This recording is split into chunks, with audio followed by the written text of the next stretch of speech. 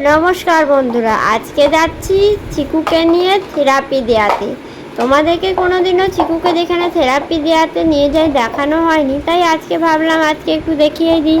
এই যে আজকে ওর বাবার সঙ্গে যাচ্ছি, আমরা তিনজনেই যাচ্ছি, আমি, ছেলে আর ওর বাবা।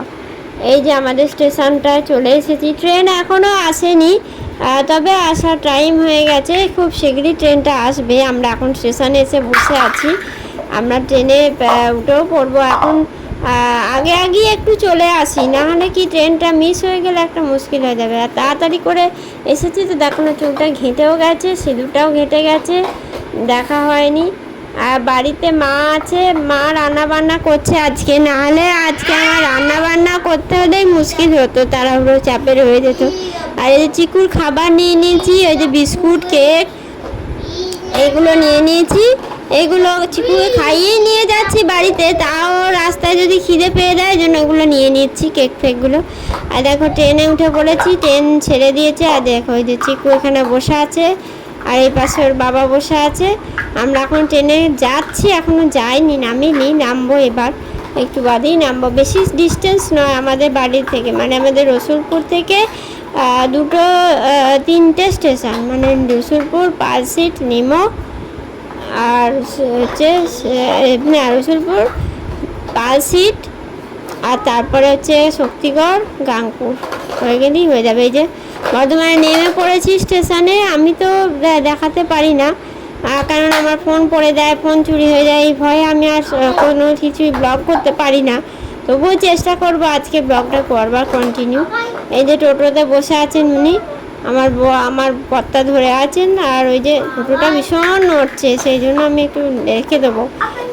আর এই যে দেখো আমরা নেমে পড়েছি থেরাপি সেন্টারটা তোমাদেরকে দেখাচ্ছি। দেখো এটা হচ্ছে ঘাটকালী মন্দির, বর্ধমানে ঘাটকালী মন্দির থেকে এই বাঁদিকে দেখলেই আমাদের থেরাপি সেন্টারটা। কিন্তু মা কালীর মূর্তি আছে।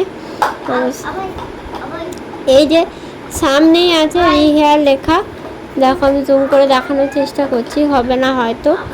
এই সামনে এখানে গাড়িগুলো দাঁড়িয়ে আছে, এইখানেই ও করবে। এই যে দেখো রিহেয়ার লেখা আছে, রিহেয়ারে এইখানটাতেই ওকে থেরাপিটা দেওয়ানো হয়।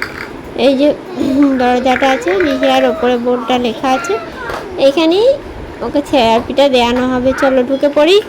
এসে পড়েছি যখন, 10টা থেকে থেরাপি দেওয়ার টাইম, আমরা চলে এসেছি। এবার চিকু ঘরের ভেতরে ঢুকে গেছে, আমরা এখন বসে আছি।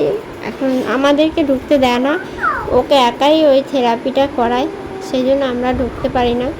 চিকু গেছে, চিন্তা হয়, এখন অনেক দিন বাদে গেছে তো, দেখা যাক কী করবে না করবে জানি না।